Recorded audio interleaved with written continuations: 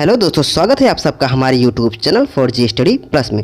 दोस्तों, इस वीडियो में हम लेकर आए हैं भारतीय राज्य व्यवस्था के टॉपिक वाइज एमसीक्यू का पार्ट सेकंड। दोस्तों, हम सभी विषयों का टॉपिक वाइज ही एमसीक्यू करवा रहे हैं। आप यकीन मानिए, अगर आप हमारा वीडियो देखते हैं तो आपको किसी विषय में कहीं से भी एक भी क्वेश्चन एग्जाम में नहीं छूटने वाला है। तो चलिए चलते हैं आज के फर्स्ट क्वेश्चन पे। फर्स्ट क्वेश्चन है, विश्व में सबसे बड़ा संविधान किस देश का है? तो ये हमारे देश भारत का है। हमारा आंसर ए हो जाएगा। दोस्तों, हमारा अगला क्वेश्चन है, स्थानीय सरकारें आधार हैं। तो हमारा आंसर क्या हो जाएगा? लोकतंत्र का। आंसर हमारा सी हो जाएगा। चलते हैं अगले क्वेश्चन पे। दोस्तों, हमारा अगला क्वेश्चन है, कोई व्यक्ति भारतीय नागरिक नहीं होगा यदि वह, तो हमारा आंसर क्या हो जाएगा? हमारा आंसर सी हो जाएगा, स्वेच्छा से दूसरे देश की नागरिकता ग्रहण कर चुका हो। चलते हैं आज के अगले क्वेश्चन पे।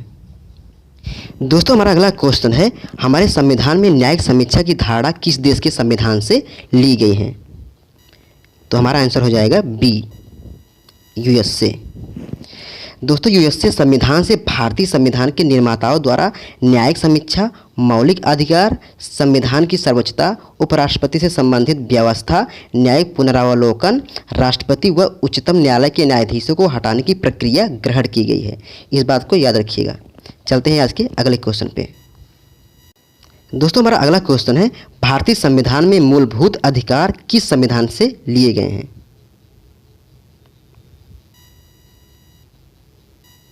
तो हमारा आंसर क्या हो जाएगा? हमारा आंसर हो जाएगा ए, अमेरिका के संविधान से। चलते हैं आज के अगले क्वेश्चन पे। दोस्तों, हमारा अगला क्वेश्चन है, प्रारंभ में कितने मौलिक अधिकार दिए गए थे? तो कितने दिए गए थे? 7। अब प्रेजेंट टाइम में कितने हो गए? अब 6 हो गए हैं। भारतीय संविधान द्वारा प्रारंभ में 7 मौलिक अधिकार प्रदान किए गए थे, किंतु दोस्तों 44वें संविधान संशोधन 1979 के द्वारा संपत्ति के अधिकार को समाप्त कर दिया गया। अब कितने अधिकार हो गए हैं? जब संपत्ति के अधिकार को समाप्त कर दिए गए हैं तो प्रेजेंट टाइम में 6 मौलिक अधिकार हैं। वो कौन कौन से हैं? पहला है समानता का अधिकार, दूसरा स्वतंत्रता का अधिकार, तीसरा है शोषण के विरुद्ध अधिकार, और चौथा है धार्मिक स्वतंत्रता का अधिकार, पांचवा है सांस्कृतिक और शिक्षा संबंधित अधिकार, और छठा जो है संवैधानिक उपचारों का अधिकार। इस बात को याद रखिएगा। चलते हैं आज के अगले क्वेश्चन पे। दोस्तों, हमारा अगला क्वेश्चन है, एक रिट किसके द्वारा जारी की जाती है? तो किसके द्वारा जारी की जाती है? कोई उच्च न्यायालय। दोस्तों, रिट जारी करने का अधिकार केवल सर्वोच्च न्यायालय और उच्च न्यायालय को प्राप्त है। सर्वोच्च न्यायालय अनुच्छेद 32 और उच्च न्यायालय अनुच्छेद 226 के तहत अपने रिट जारी करने की शक्ति का प्रयोग कर सकता है। चलते हैं आज के अगले क्वेश्चन पे। दोस्तों, हमारा अगला क्वेश्चन है, निम्नलिखित में से कौन सा निजी स्वतंत्रता का एक आधार है? तो हमारा आंसर क्या हो जाएगा? बंदी प्रत्यक्षीकरण। दोस्तों, बंदी प्रत्यक्षीकरण रिट द्वारा किसी अवैध रूप से निरुद्ध व्यक्ति को छोड़ने के लिए उच्च या उच्चतम न्यायालय जारी कर सकता है। चलते हैं आज के अगले क्वेश्चन पे। दोस्तों, हमारा अगला क्वेश्चन है, उच्चतम न्यायालय द्वारा कितने प्रकार की रिटें जारी की जा सकती हैं? तो हमारा आंसर क्या हो जाएगा? सी, 5 प्रकार की रिटें जारी कर सकती है। दोस्तों, मूल अधिकारों के उल्लंघन की स्थिति में उच्चतम न्यायालय या उच्च न्यायालय को 5 प्रकार की रिटें जारी करने की शक्ति है। वे कौन से हैं या एक बार देख लीजिए। पहला है बंदी प्रत्यक्षीकरण, दूसरा है परमादेश, तीसरा है प्रतिषेध, और चौथा है अधिकार परीक्षा, पांचवा क्या है? उत्प्रेषण। इस बात को याद रखिएगा। चलते हैं आज के अगले क्वेश्चन पे। दोस्तों, हमारा अगला जो क्वेश्चन है, किस संविधान संशोधन अधिनियम द्वारा संपत्ति का अधिकार मूल अधिकार नहीं रहा? तो हमारा आंसर क्या हो जाएगा? हमारा आंसर हो जाएगा ए, 44वां संविधान संशोधन के द्वारा।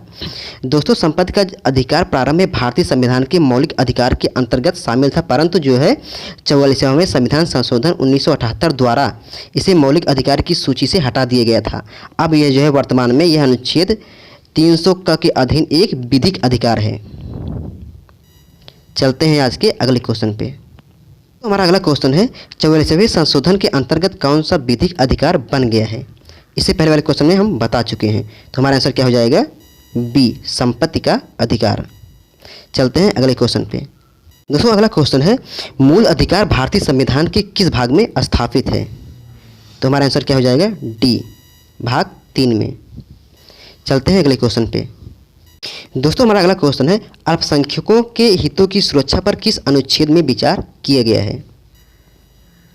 तो हमारा आंसर हो जाएगा सी, अनुच्छेद 29। चलते हैं अगले क्वेश्चन पे। दोस्तों हमारा अगला क्वेश्चन है, भारतीय संविधान का कौन सा अनुच्छेद अस्पृश्यता का उन्मूलन करता है? तो हमारा आंसर क्या हो जाएगा? हमारा आंसर हो जाएगा डी, अनुच्छेद 17। चलते हैं आज के अगले क्वेश्चन पे। दोस्तों हमारा अगला क्वेश्चन है, भारतीय संविधान के अनुसार निम्न में से कौन सा मूल अधिकार नहीं है? तो कौन सा मूल अधिकार नहीं है? तो हमारा आंसर बी हो जाएगा, सूचना का अधिकार मूल अधिकार नहीं है। चलते हैं आज के अगले क्वेश्चन पे। हमारा अगला क्वेश्चन है, निम्न में से कौन सा मौलिक अधिकार नहीं है?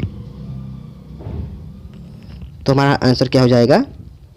तो हमारा आंसर हो जाएगा सी, हड़ताल का अधिकार एक मौलिक अधिकार नहीं है। चलते हैं अगले क्वेश्चन पे। दोस्तों हमारा अगला क्वेश्चन है, निम्नलिखित में से कौन सा अधिकार एक राजनीतिक अधिकार है? तो हमारा आंसर क्या हो जाएगा? बी, चुनाव लड़ने का अधिकार। चलते हैं अगले क्वेश्चन पे। दोस्तों हमारा अगला क्वेश्चन है, भारत में मूल अधिकार किस अधिकार के माध्यम से सुनिश्चित किए गए हैं? तो हमारा आंसर क्या हो जाएगा? हमारा आंसर हो जाएगा सी, संवैधानिक उपचारों का अधिकार के माध्यम से। दोस्तों आज के लिए बस इतना ही। अगर आपको हमारा वीडियो अच्छा लगे तो प्लीज़ लाइक करें, कमेंट करें और चैनल को सब्सक्राइब करें। Thank you.